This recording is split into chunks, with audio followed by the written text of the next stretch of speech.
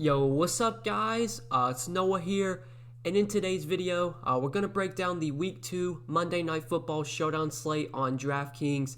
We got Week 2 finishing off Monday night with the Raiders and the Saints.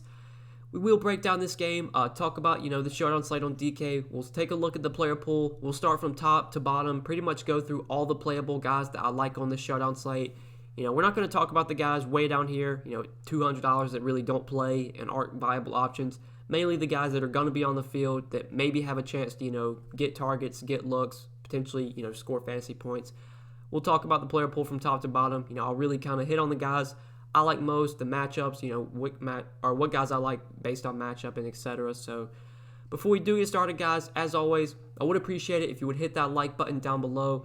And if you are new to the channel, be sure to subscribe as well. I'm really uploading a ton of NFL content right now. I haven't been making many NBA videos recently just due to the, we only have one NBA game a day. But when the finals get here in about a week, or less than that, I think, maybe a week or two, I will most likely have videos up for, the finals for the Showdown slates. There's going to be some big tournaments, I'm pretty sure, for the finals. So when that gets here, I will be making NBA videos again. But for right now, I'm really just, in NFL mode, trying to upload as much NFL content as I can, getting up 3 to 4 videos a week. I do upload these videos every week for the Monday night Showdown slate. So, if you play Showdown, if you enjoy these videos, definitely hit that subscribe button, hit the like button as well. Be sure to click that notification bell too, so that way you do get notified every time I upload. You'll never miss out on any of my new videos. I'm obviously uploading a ton of content throughout the week, so definitely hit the notification bell as well. And if you would like, lastly, I do have more content available on Patreon. If you want to check that out, it is linked down below. Obviously, it's optional, but if you really enjoy these videos and you want to see more that I have to offer, you can check out the Patreon link down below and see all that I have to offer over there. But yeah, guys, let's go ahead and take a look at this Showdown slate. Pretty big news here with Michael Thomas not playing for the Saints. He's already been ruled out, so that does make this, kind of a fun Showdown slate. We'll have to approach it a bit differently. We're going to talk about guys that we normally wouldn't talk about because with Thomas out, that is going to open up more opportunity, more playing time, for guys like Manny Sanders, Jared Cook, Traquan Smith, even, a guy like Deontay Harris maybe could become viable. So we'll start off at the top of the player pool. Really just hit on the first, 10K and above guys or 9K and above guys, the really expensive options. Kamara, Breeze, Josh Jacobs, Derek Carr, those guys. So starting off with Kamara, he is coming off a pretty good game last week against the Bucs. It was a really tough matchup. The Bucs have a really good run defense. They had probably the best run defense in the league last year. It seems like they're going to be pretty stout against the run again, this year. Wasn't very efficient in that game, but did manage to score 2 touchdowns. Got a rushing touchdown, I believe, at the goal line, and then also got a receiving touchdown as well. I mean, we know how much Kamara is going to be involved in the offense. Last week he did get 17 touches, 12 carries, 8 targets, got 5 receptions. Played on about 70% of the snaps, I believe, or close to that, like 66, 70% of the snaps. I mean, Kamara at this point, he's pretty much a workhorse back. He's going to get anywhere from 17 to 20 touches a week. Not going to be a guy that gets like 25 carries. They will definitely give some carries to Latavius Murray, but Kamara is heavily involved in the passing game. And you would have to expect with Michael Thomas out that they probably involve Kamara even more. I really like him at the top. I think he's clearly one of the better plays on the slate. It's just a matter of if you can fit him in. He is expensive. He's $11,400. If you want to play him in the captain spot, he's $17,100. So it may be tough to, jam him in for captain, but I definitely want to try and get Kamara into as many lineups as I can. I mean, I just think he's by far the highest floor play, highest upside play as well. Like, if there's a guy that can go out there and drop 25 to 30, it's probably going to be Kamara. Sure, the quarterbacks could do it. Drew Brees didn't have a great game last week against the Bucs. The Bucs defense overall, they were definitely bad against the pass last year, but they've kind of improved so far this season. I know it's only a 2-game sample size, but they really limited Teddy Bridgewater on Sunday. They were pretty good against Brees. Last week he didn't do much offensively, just 160 passing yards, just 2 touchdowns. We know Brees, his splits, home and road splits, have always been pretty drastic. He's normally always been better at home in the dome, but I believe this Raider stadium is played in a dome, their new stadium, so I mean, if you want to factor that in, I guess you can. Obviously, Brees is in play here. I don't think, I'm going to be going out of my way to play Drew Brees, especially at his $10,600 salary. If I'm going to pay up for a guy that expensive, I think I would just rather try and play Kamara if possible. Brees is obviously in play, in the way I approach Showdown, I usually want to play at least one quarterback in my lineup, if not both. Rarely do you see a GPP lineup, a winning showdown lineup that doesn't have the quarterbacks in it, at least one quarterback. So you're probably going to want to get at least one of the two quarterbacks.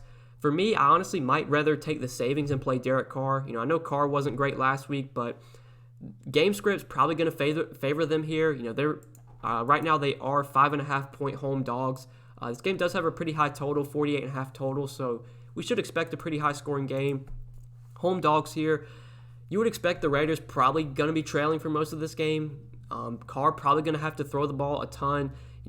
Didn't have to do so much last week because they were playing with the lead a lot in that game during the Panthers. We saw them just running the ball a ton with Josh Jacobs in the second half. I don't know if that's going to be the case here. I don't know if they're going to be able to do that here, especially if they do, get behind and are forced to throw more. So I actually like Derek Carr at 9,200. I like the savings you get, dropping down from Drew Brees to Derek Carr. I like some of Derek Carr's pass catchers as well. They're pretty cheap. They give us some value. A guy like Bryan Edwards I have interest in. Henry Ruggs, assuming he plays, I think is a high upside option as well. So between the two quarterbacks, I think I'd actually prefer Derek Carr over Drew Brees, just given the savings. Like I said, if I'm paying up to one of those 10K and above guys, we obviously don't have Thomas. So between Kamara and Brees, I would rather go to Kamara. Josh Jacobs, coming off a monster game, last week against the Panthers, just absolutely went nuts. 93 rushing yards on 25 carries. Also got 6 targets, 4 catches for 46 yards. Did get 3 rushing touchdowns last week. Josh Jacobs was on the field a ton. It looks like he's going to be, a bell cow, a workhorse back this year. He almost got 30 touches last week. I don't know if he's going to get that much volume this week, especially if the Raiders do get behind. Is Josh Jacobs going to be involved in the passing game? That was something that we didn't see much last year. When they got behind, Jacobs just wasn't on the field. Like, they would just put Jalen Richard out there. They do have Jalen Richard still. They did get Deontay, if I can remember his name. I know Devontae or Booker or something like that. I can't remember his first name. I don't know why I'm blanking on his first name. I think it's Devontae Booker, but let me check that real quick. Yeah, Devontae Booker. I don't know why I was blanking on his first name. So they do have Devontae Booker. They do have Jalen Richard, two guys that, they will use in pass down situations. We saw that last week. I know Booker had like 3 catches last week. Jacobs was involved in the passing game, but if they get behind early, if they get down maybe 2 touchdowns early on in the game, especially late in the game, is Josh Jacobs going to be on the field? I think he still will be. I don't think they're going to go away from him this year. He should be involved in the passing game. 6 targets isn't usually normal for him. Last year he was on a good day you get like 3 or 4 targets from Jacobs. He was mostly just a guy, that would get carries, wasn't involved much in the passing game. I think that is going to be a bit different this year. I think he probably gets at least 3 to 4 targets a week, sometimes might even get more. I still like Josh Jacobs a lot. I know it's not a good matchup. The Saints have a really good defense. They're pretty good against the run as well.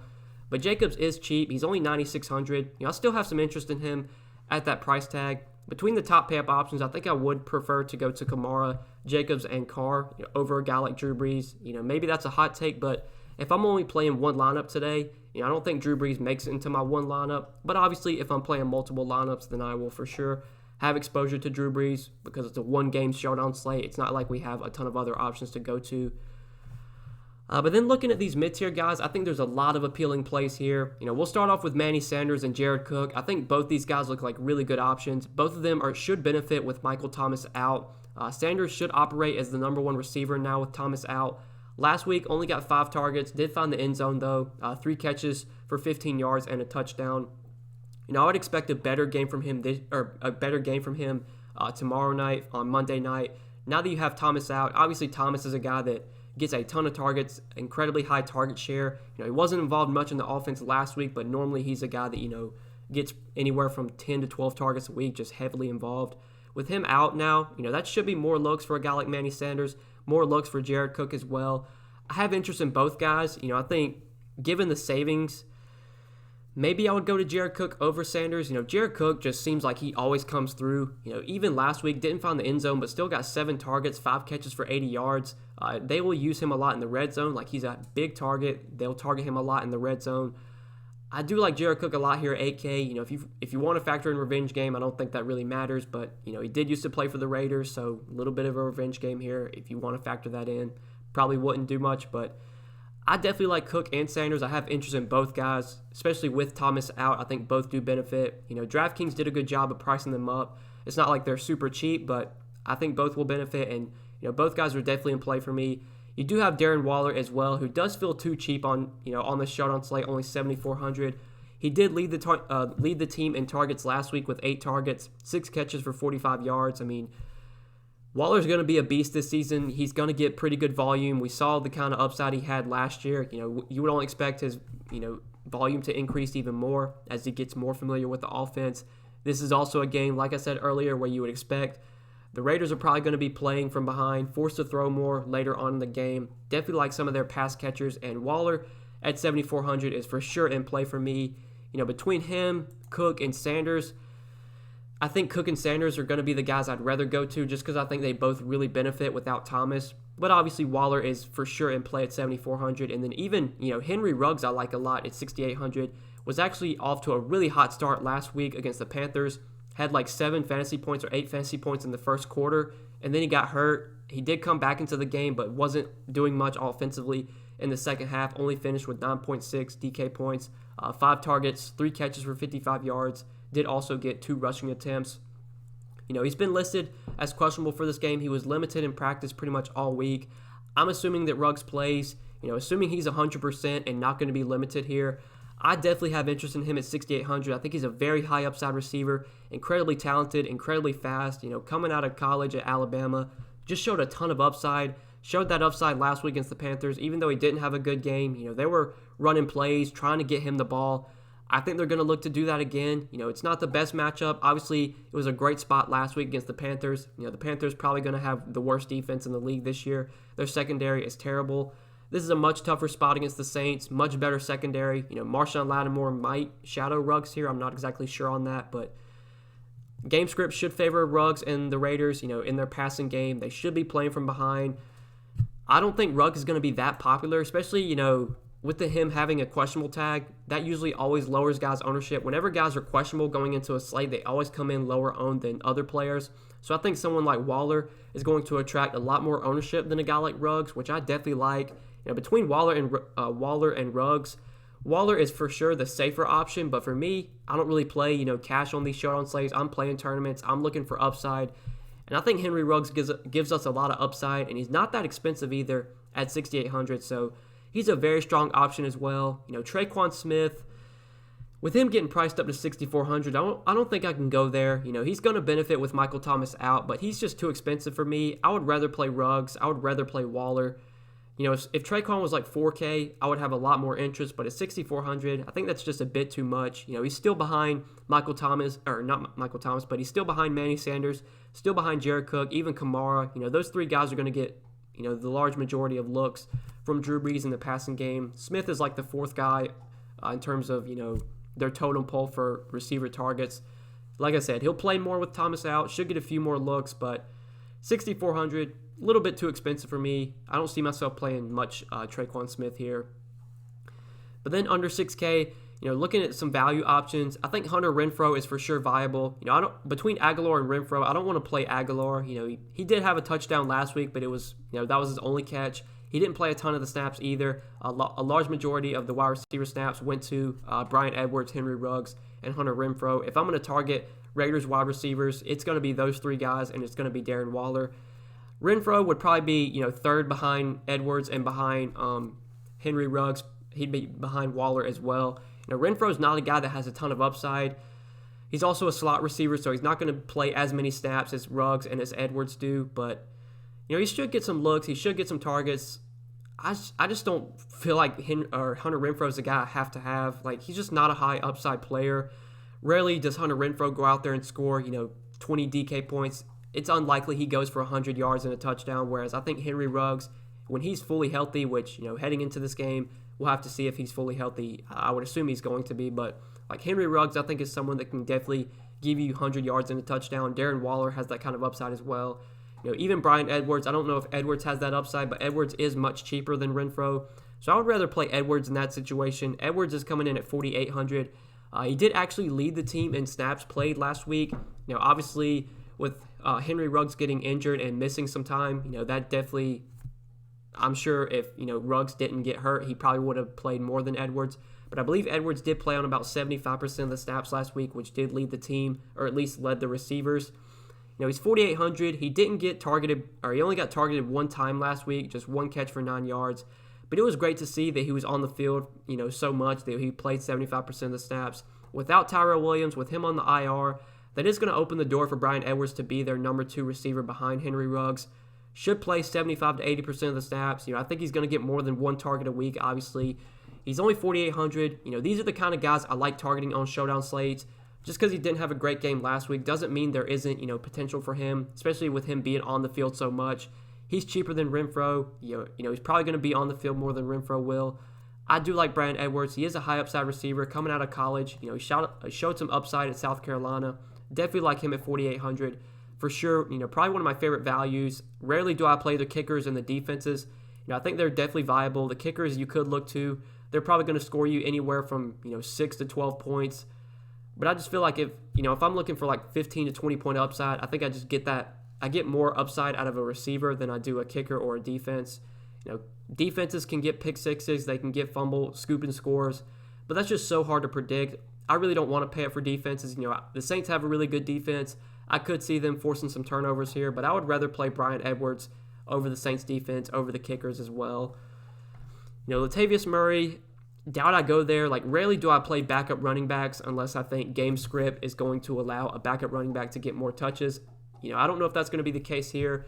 If the Saints get up, they will run the ball with Latavius Murray. He did get 15 carries last week, which was actually, a lot. I didn't expect him to have that many touches. Normally, it's like 20 touches for Kamara and like 7 to 8 touches for Murray. But Murray did get 15 touches last week. They were, playing with a lead for a lot of that game. There's a chance they play for a lead in this game, and maybe you see Murray get like 11 to 12 carries, maybe a few more, but I just don't like playing backup running backs unless, game script is going to lead the backup running back to get more opportunity, which could be the case here on the other side with the Raiders, which I do want to talk about. So if you think the Raiders are playing from behind, they could definitely involve Devontae Booker a bit more. We saw last week Booker was involved in the passing game. He did get 3 targets, 3 catches for 23 yards, also got 4 carries for 29 yards. He was really efficient, averaging over 7 yards a carry. I mean, if you think the Raiders really get behind here, like, they could definitely use Booker a bit more in the passing game. He's only 1,800. Like, these are guys I'm kind of fine playing on Showdown slates. I mean, there's just so many ways that Booker can, find the end zone, can get a few more carries. Like, there could be an opportunity where Josh Jacobs breaks off a long run and then he gets tackled at the 1 or tackled at the 2, and then, he needs to come out for a rest and Booker gets the touchdown. Like, not saying that's going to happen, but stuff like that can happen all the time. If in a situation where they do get behind, will they involve Devontae Booker more? I think, he would be on the field more if they were trailing. I don't think Josh Jacobs is just going to be completely, wiped off the field. I would still expect Jacobs to be out there some, but they'll definitely involve Booker more if they're, playing from behind and forced to throw more. That wasn't the case last week, but that could be the case here. At 1,800, I don't mind taking a shot on him. If I'm playing multiple lineups, I would definitely have some exposure to Devontae Booker. I would probably rather play him over Jalen Richard. Both guys played equal amount of snaps last week or close to it. Booker was just more involved in the offense, though. Richard only got 1 target, 1 catch for 15 yards. I'd probably rather play Booker. I think, he's probably their number 2 guy behind Jacobs, if I had to guess. Taysom Hill, do want to mention him as well. Taysom Hill, never someone that I never play on a full slate, but on a Showdown slate, Taysom Hill is for sure viable just because he's just going to do a little bit of everything. They'll let him throw the ball a few times. He's just a gadget player that they'll use in the offense in so many ways. They'll run end arounds for Taysom Hill. They'll line him up as a receiver. Not saying he's going to throw the ball 10 times or catch 5 balls or, run the ball 7 times, but he may throw the ball once or twice, may get a couple carries, may get a couple targets. He's 2,200. With Michael Thomas out, do they involve Taysom Hill more as a receiver? It's quite possible that they do. I actually like Taysom Hill quite a bit as a value play at 2,200. Rarely do I play this guy, but when I do, it's usually on a Showdown slate or a really, really short slate where I'm just looking for upside, or low-owned upside, I should say. And Taysom Hill does have upside. We've seen him have games where he scores multiple touchdowns. They'll just use him in so many ways. When they get to the goal line, they'll put Taysom Hill in there and let him punch it in over someone like Kamara or Murray, which obviously, if you're playing Kamara, that would be pretty tilting. But at 2,200, really cheap option. Taysom Hill for sure going to be in my player pool. definitely going to be a value guy that I look to. Him and Devontae Booker, I think, are viable. Deontay Harris could be an option as well, 2,400. He probably is going to be the number 3 receiver behind Manny Sanders and behind Traquan Smith. I think last week he played on like 20% of the snaps, if I'm not mistaken. Maybe it was a little bit less than that. Only got 1 target for 17 yards. This is normally, or 1 catch for 17 yards on 1 target.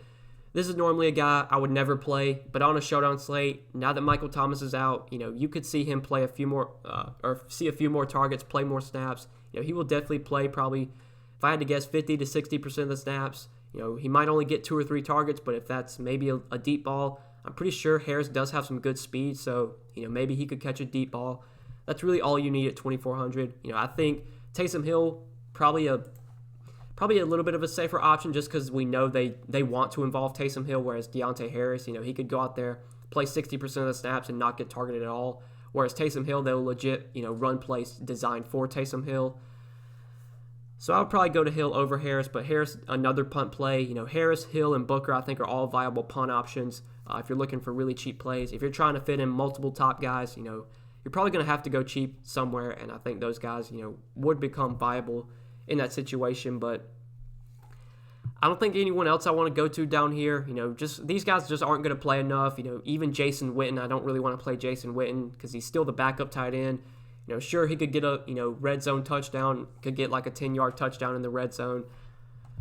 But who knows if that happens. I mean, that's just too hard to predict. He's still the backup. He's still behind Darren Waller on the totem pole. So don't really want to play Witten. Don't really want to play Josh Hill. He played like 60% of the snaps last week, but Josh Hill is mainly just going to be out there to block. He's not really used much as a receiver. So I think we broke it all down, talked about the player pool kind of from top to bottom. We'll definitely look at a couple lineup builds real quick before we do end the video. So I wanted to try and build up a lineup, maybe where we go with Kamara at captain, just to see if we can make it work. Kamara is very expensive. He's 17-1, but I think he does have a ton of upside. He's one of the highest upside plays and highest upside floor plays on this showdown slate. So you plug him in at captain. That leaves you 65.80 remaining per player. So we do have some salary, a little bit of salary to work with. We're definitely going to have to go cheap. I think two of my favorite values are probably Bryan Edwards at 4,800 and then Taysom Hill at 2,200. We could plug both of those guys in just to see what that frees us up. Plug in Edwards and Hill leaves us 86.33 remaining per player. So we got some salary to work with now. We probably want to get one of the 2 quarterbacks in. Like I said, I normally try and play at least one of the 2 quarterbacks. Since we played Kamara, could we go with Drew Brees? I think we could, because obviously Kamara, he can get 3 touchdowns, and those 3 touchdowns all be receiving because he's such involved as a passer. So you could definitely play Kamara at captain and still get in Drew Brees. But I think since we have Kamara at captain, we'll go with Derek Carr at 9,200, see what that leaves us. Leaves us 8,350 remaining per player. So if we wanted to go with, let's just see if we wanted to put in Drew Brees, that would leave us 6,100. So then you could play Hunter Renfrow or Nelson Aguilar. Like I said, I think I would rather play Renfrow. So I guess that's a route you could go. If you plug in Josh Jacobs, that will leave you 7,100. So then you could play Henry Ruggs at 6,800, which is actually a build I do like quite a bit. You're kind of heavy on the Raiders there. You only have Kamara and Hill from the Saints, which feels a little bit sketchy. I think the Saints are going to put up a good amount of points here. Only having 2 Saints in my lineup does feel a little bit iffy. So maybe don't want to go that route. Maybe I want to try and get in, another Saint. So we could maybe go with Manny Sanders. That would leave us 7,900. So then we could play Darren Waller in that situation. So I feel a little bit better with that build. You still have $500 remaining per player, so you could upgrade somewhere if you wanted to. You could upgrade from Derek Carr to Josh Jacobs. But like I said earlier, I normally try and play at least one of the 2 quarterbacks if possible, just because I think, you're normally going to see at least one quarterback in the winning lineup. So, I mean, that's a lineup that I do like quite a bit. As you can see, you can definitely make an Alvin Kamara lineup at captain. It's not that hard. You're just going to have to play at least 1 cheap option, maybe 2. If you want to get in an extra stud with Kamara, you're probably going to have to put a guy in like Taysom Hill or put someone in like, Booker maybe, or even Rashard, I guess. But that's a lineup that I do like with Kamara. We could go a little bit cheaper at captain, maybe play one of these other Saints guys that I think have upside. So either Manny Sanders or Jared Cook. Both 2 guys I think, really benefit with Michael Thomas out. For now, we'll just plug in, we'll plug in Jared Cook since he's a little bit cheaper than Sanders. Normally if I'm playing a pass catcher at running or a pass catcher at captain, I normally want to pair the pass catcher with his quarterback, because if I'm assuming that pass catcher has a big game, that most likely means that the quarterback is obviously doing well too. So if I'm playing Jared Cook at captain, I probably want to get Drew Brees into that lineup. You plug in Cook and Brees, leaves you 6,850. So, we got some room to work with. We can plug in maybe a guy like Bryan Edwards again as a value play. Leaves us 75,33. So then, we can maybe try and get both quarterbacks in this build. Plug in Derek Carr, leaves us 6,700 remaining. So then we could go with Darren Waller and then maybe Hunter Renfrow if you wanted to go that route. You could go with Henry Ruggs and Traquan Smith if you wanted to go that route. You could play Manny Sanders and one of the kickers. I don't know if that's a route that I would want to go, but I guess that's viable. You could play Josh Jacobs and then another kicker, the Raiders kicker. So that's another route you could go. Normally I don't like playing kickers because I don't think they give you much upside, but they're good for anywhere from 7 to 12 points. They could be fine. We've seen kickers be in winning showdown lineups. Like, rarely do you see the kicker in the captain spot, but you'll definitely see the kickers used in the flex spot. You'll see them in the winning lineup at times. So I don't mind playing kickers. It's just not something I, look to. Like, I never want to be heavy on kickers. Like, I don't want to have 100% exposure to the kickers. I normally just want to sprinkle them in. Kickers usually aren't chalky either. They're usually like 20 to 30% owned pretty much every slate. So that is a lot that I do like quite a bit. You got Jared Cook at captain paired with Drew Brees. You still got some good exposure on the Raiders side. You got Carr. You got Josh Jacobs. You got Bryan Edwards.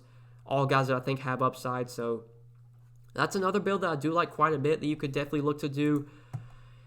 I don't know if there's really any punt guys I would want to use at captain. Taysom Hill. I mean, you could definitely get a situation where maybe Taysom Hill finds his way into the end zone once or twice.